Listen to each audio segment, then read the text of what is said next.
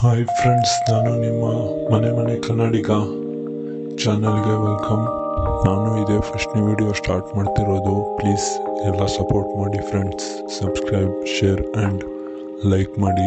ಹೀಗೆ ಸಪೋರ್ಟ್ ಮಾಡ್ತಾ ಇರಿ.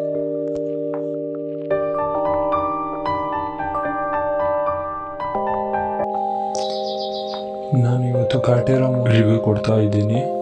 ಆಲ್ಮೋಸ್ಟ್ ಎಲ್ಲ ನೋಡಿರ್ಬೋದು, ಆದರೂ ರಿವ್ಯೂ ಕೊಡ್ತಿದ್ದೀನಿ.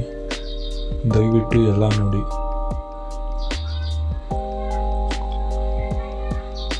ಕಾಟೇರ ಚಿತ್ರದ ನಿರ್ಮಾಣ ರಾಕ್ಲೈನ್ ವೆಂಕಟೇಶ್, ನಿರ್ದೇಶನ ತರುಣ್ ಸುಧೀರ್, ತಾರಾಗಣ ದರ್ಶನ್, ಆರಾಧನ್, ರಾಮ್, ಜಗಪತಿ, ಬಾಬು, ಶ್ರುತಿ, ಕುಮಾರ್, ಗೋವಿಂದ್, ಅವಿನಾಶ್, ಅಚ್ಯುತ್ ಕುಮಾರ್, ವೈಜನಾಥ್, ಬೀರಾದಾರ್, ಮಾಸ್ಟರ್ ರೋಹಿತ್. ಕಾಟೇರ ಮೂವಿ ಬಗ್ಗೆ ಹೇಳಬೇಕು ಅಂದರೆ ಚಾಲೆಂಜಿಂಗ್ ಸ್ಟಾರ್ ದರ್ಶನ್ ಅವರು ಅಕ್ಷರಶಃ ಬದಲಾಗಿದ್ದಾರೆ. ಈ ಹಿಂದಿನ ಸಿನಿಮಾಗಳಿಗಿಂತ ಹೆಚ್ಚು ಮಾಗಿದ್ದಾರೆ. ಮಾಗಿದ ಹಣ್ಣಿನ ರುಚಿ ಹೇಗಿರುತ್ತದೋ ಅದನ್ನು ವಿವರಿಸುವ ಅಗತ್ಯವಿಲ್ಲ, ಏಕೆಂದರೆ ಮಾಗಿದ ಹಣ್ಣಿನ ಸ್ವಾದ ಬಾಯಿಗಷ್ಟೇ ಅಲ್ಲ, ಅದು ಮನಸ್ಸಿಗೂ ಮುಟ್ಟುತ್ತದೆ. ಇದೀಗ ಕಾಟೇರ ಸಿನಿಮಾದಲ್ಲಾಗಿದ್ದು ಅದೇ ಮಾಸ್ ಕ್ಲಾಸ್ 2 ವರ್ಗದ ಪ್ರೇಕ್ಷಕನ ತಟ್ಟೆಗೆ ಭರ್ಜರಿ ಬಾಳೂಟವನ್ನೇ ಬಡಿಸಿದ್ದಾರೆ ದರ್ಶನ್. ಹಾಗಾಗಿ ಈ ಕಾಟೇರ ಸಖತ್ ಟೇಸ್ಟ್. ದರ್ಶನ್ ಸಿನಿಮಾ ಅಂದ ಮೇಲೆ ಅಲ್ಲೊಂದಿಷ್ಟು ಸಹಜ ಊಹೆಗಳಿರುತ್ತವೆ. ಮಾಸ್ ಸಾಹಸ ದೃಶ್ಯಗಳು, ಕಲರ್ಫುಲ್ ಹಾಡುಗಳು, ಕೌಟುಂಬಿಕ ಸೆಂಟಿಮೆಂಟ್ಗಳು ಇತ್ಯಾದಿ. ಹೀಗೆ ಅಭಿಮಾನಿಗಳು ತಾವೇ ಒಂದಷ್ಟು ಕಲ್ಪನೆಗಳು ಮುಂದಿರುತ್ತಾರೆ. ಆದರೆ ಆ ಊಹೆಗೂ ಮೀರಿದ ಹೊಸ ಕಾಲಘಟ್ಟವನ್ನು ಕಾಟೇರ ಸಿನಿಮಾದಲ್ಲಿ ಕಣ್ತುಂಬಿಕೊಳ್ಳಬಹುದು. 70ರ ಕಾಲಘಟ್ಟದ ಸಾಮಾಜಿಕ ಪಿಡುಗುಗಳನ್ನು ಅನಾವರಣವನ್ನು ಕಾಟೇರ ಮೂಲಕ ಮಾಡಿಸಿದ್ದಾರೆ ನಿರ್ದೇಶಕರು.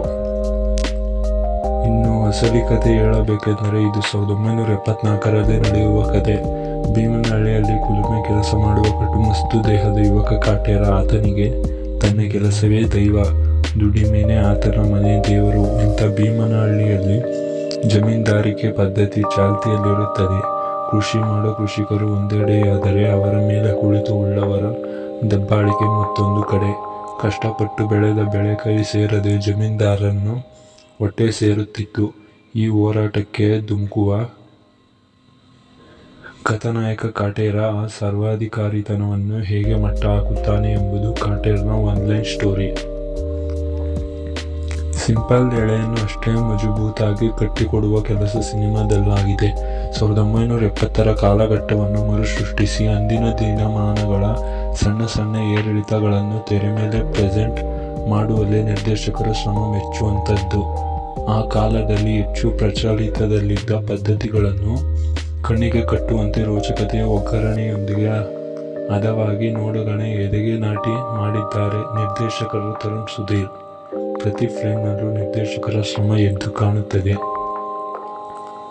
ಕಾಟೇರ ಸಿನಿಮಾದಲ್ಲಿ ಮೊದಲೇ ಹೇಳಿದಂತೆ ದಣಿಗಳು ಅಡಿಯಲ್ಲಾಗಿ ದುಡಿಯುವ ಕೃಷಿಕರು ಬದುಕು ಮತ್ತು ಭಾವನೆಯನ್ನು ಕಥಾನಾಯಕನಿಂದ ಹೇಳಿಸಲಾಗಿದೆ. ಮೇಲ್ಜಾತಿ ಕೀಳ್ಜಾತಿ ನಡುವಿನ ಪದರವನ್ನು ತೊಡೆದು ಹಾಕು ಸಾಮಾಜಿಕ ಪಿಡುಗುಗಳ ವಿರುದ್ಧ ಧ್ವನಿ ಎತ್ತುವ ಕೆಲಸ ಕಾಟೇರ ಸಿನಿಮಾದಲ್ಲಾಗಿದೆ. ಜಾತಿ ಹೆಸರಿನ ಕುಲುಮೆಯಲ್ಲಿ ಬೆಂದು ಶೋಷಣೆಗೊಳಗಾದರೋ ಸಮಸ್ಯೆಗಳನ್ನೇ ಒದ್ದು ಜೀವಿಸುವ ರೈತರ ಮರ್ಯಾದ ಅತ್ಯಂತ ಕಟ್ಟು ಪದ್ಧತಿಗಳ ವಿರುದ್ಧ ಸಿನಿಮಾ ಮಾತನಾಡಿದೆ. ನೋಡುಗರಿಗೆ ಅದು ಎಲ್ಲಿಯೂ ಉಪದೇಶ ಎನಿಸದೆ ಚಿತ್ರದೊಳಗೆ ಲೀನವಾಗಿ ಹೇಳಬೇಕಾದ ವಿಷಯವನ್ನು ನೋಡುಗರತ್ತ ದಾಟಿಸಿದೆ ಕಾಟೇರ ಚಿತ್ರ. ಹೊಸ ಪ್ರಯೋಗಕ್ಕಿಳಿದ ದರ್ಶನ್. ಈ ಹಿಂದಿನ ಸಿನಿಮಾಗಳಿಗೆ ಹೋಲಿಸಿದರೆ ನಟ ದರ್ಶನ್ ಇಲ್ಲಿ ಹೊಸ ಪ್ರಯೋಗಕ್ಕೆ ಇಳಿದು ಅಕ್ಷರಶಃ ಜೀವಿಸಿದ್ದಾರೆ. ಕಾಟೇರ ಸಿನಿಮಾ ಶುರುವಾಗುತ್ತಿದ್ದಂತೆ ದೊಡ್ಡ ಬಿಲ್ಡಪ್ ಮೂಲಕವೇ ದರ್ಶನ್ ಕಾಣಿಸುವುದಿಲ್ಲ. ಬಂದ ತಕ್ಷಣವೇ ಹೊಡಿಬಡಿ ಆಟದ ಕಣಕ್ಕೂ ಇಳಿಯಲ್ಲ. ಅನಗತ್ಯ ಹೆಚ್ಚುವರಿ ದೃಶ್ಯಗಳು ಹೆಣ್ಣಿಗೆ ಸಿನಿಮಾದಲ್ಲಿ ಎಲ್ಲಿಯೂ ಕಾಣಿಸುವುದಿಲ್ಲ. ಒಬ್ಬ ಕಟುಮಸ್ತಾದ ಯುವಕ ಮತವನ ರೋಷವೇಷನ ಸಿನಿಮಾದ ಭರ್ತಿಯಾಗಿ ತುಂಬಿಸಿದ್ದಾರೆ. ತರುಣ್ ಶಿಲೆಯಾಗಿ ಬದಲಾಗಿದ್ದಾರೆ. ಒಂದು ರೀತಿ ಮೈಗಂಟಿದ ಹಳೆ ಪೊರೆ ಕಳಚಿದಂತೆ ಕಾಣಿಸುತ್ತಾರೆ ದರ್ಶನ್. ಪಾತ್ರಧಾರಿಗಳ ನಟನೆ ಹೇಗಿದೆ? ಚಿತ್ರದಲ್ಲಿ 2 ಶೇಡ್ಗಳಲ್ಲಿ ಕಾಣಿಸುವ ದರ್ಶನ್ ಆ 2 ಪಾತ್ರಗಳಿಗೆ ಪರಕಾಯ ಪ್ರವೇಶ ಮಾಡಿದ್ದಾರೆ. ದರ್ಶನ್ ಇಂಥ ಪಾತ್ರವನ್ನು ಮಾಡ್ತಾರೋ ಅನ್ನೋ ಮಟ್ಟಿಗೆ ಅವರನ್ನು ಕಾಟೇರ ಸಿನಿಮಾದಲ್ಲಿ ನೋಡಬಹುದು. ಅಭಿನಯಕ್ಕೆ ಹೆಚ್ಚು ಒತ್ತು ನೀಡುವ ಪಾತ್ರದಲ್ಲಿ ಕಾಣಿಸಿಕೊಂಡು ಇಡೀ ಸಿನಿಮಾ ಆವರಿಸಿದ್ದಾರೆ. ಅವರ ಮುಗ್ಧತೆಯ ಅಬ್ಬರದ ನಟನೆಗೆ ಪೂರ್ಣಾಂಕ ಸಂದಾಯವಾಗಲೇಬೇಕು.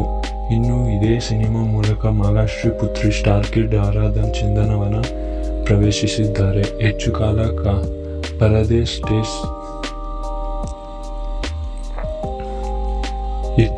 ಪರದೆ ಸ್ಪೇಸ್ ಗಿಟ್ಟಿಸಿಕೊಂಡು ಆರಾಧನಾ ಮೊದಲ ಚಿತ್ರಕ್ಕೆ ಪ್ರಯತ್ನ ಮೀರಿ ಶ್ರಮ ಹಾಕಿದ್ದಾರೆ. ಉಳ್ಳವರ ಮನೆ ಮಗಳಾಗಿ ಅವರೆಲ್ಲ ಕಾಣಿಸಿಕೊಂಡಿದ್ದಾರೆ. ಬಹುತಾರಾಂಗಣದಲ್ಲಿ ಬಲವಿದೆ. ಸ್ಟಾರ್ ತಾರಾಂಗಣವೇ ಈ ಚಿತ್ರದ ಹೈಲೈಟ್. ಜಗಪತಿ ಬಾಬು, ವಿನೋದ್ ಅಲ್ವಾ, ಶ್ರುತಿ, ಕುಮಾರ್ ಗೋವಿಂದ್, ಅವಿನಾಶ್, ಅಚ್ಯುತ್ ಕುಮಾರ್, ವೈಜನಾಥ್ ಬಿರಾದಾರ್, ಮಾಸ್ಟರ್ ರೋಹಿತ್ ಸೇರಿ 10 ಪಾತ್ರಗಳು ಕಾಟೇರನ ಮಡಲಲ್ಲಿವೆ. ಅದರಲ್ಲೂ ಕಾಟೇರನ ಸಂಗಡಿಗರಾಗಿ ಬಿರುದಾದ ಮತ್ತು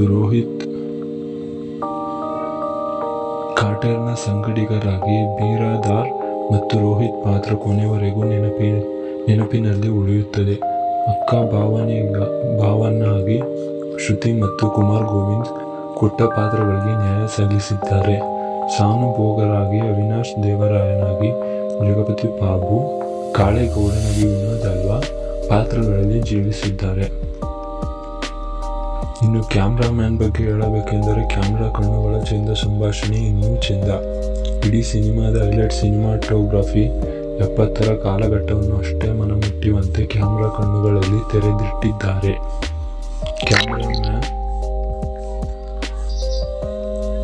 ಕ್ಯಾಮ್ರಾಮನ್ ಸುಧಾಕರ್, ಅದರ ಜೊತೆಗೆ ಮಾಸ್ತಿಯವರ ಬಿಗಿ ಹಿಡಿತದ ಬರವಣಿಗೆ ಸಿನಿಮಾದ ತೂಕ ಹೆಚ್ಚಿಸಿದೆ. ಚಿತ್ರದಲ್ಲಿ ಬರುವ ಸಂಭಾಷಣೆಗಳು ನೈಜತೆಗೆ ಹೆಚ್ಚು ಹತ್ತಿರ ಎನಿಸುತ್ತವೆ.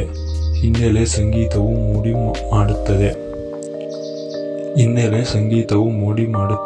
ಆದರೆ ಹಾಡುಗಳಲ್ಲಿ ಪದೇ ಪದೇ ಕೇಳುವ ಗುಣವಿಲ್ಲ. ಅದೇ ರೀತಿ ಇಡೀ ಸಿನಿಮಾಗಳಲ್ಲಿ ಕತೆ ಕುತೂಹಲದಿಂದ ನೋಡಿಸಿಕೊಂಡು ಹೋಗುತ್ತಿದೆ ಎನ್ನುತ್ತಿರುವಾಗಲೇ ಅನವಶ್ಯಕವಾಗಿ ಎದುರಾಗುವ ಹಾಡುಗಳು ನೋಡುಗನ ತಾಳ್ಮೆ ಪರೀಕ್ಷಿಸುತ್ತದೆ. ಇನ್ನೂ ಹೆಚ್ಚು ವಿಡಿಯೋಗಾಗಿ ಸಬ್ಸ್ಕ್ರೈಬ್ ಮಾಡಿ, ಬೆಲ್ ಬಟನ್ ಕ್ಲಿಕ್ ಮಾಡಿ, ಪ್ಲೀಸ್ ಶೇರ್ ಆ್ಯಂಡ್ ಲೈಕ್ ಮಾಡಿ. ಹೀಗೆ ಸಪೋರ್ಟ್ ಮಾಡಿ.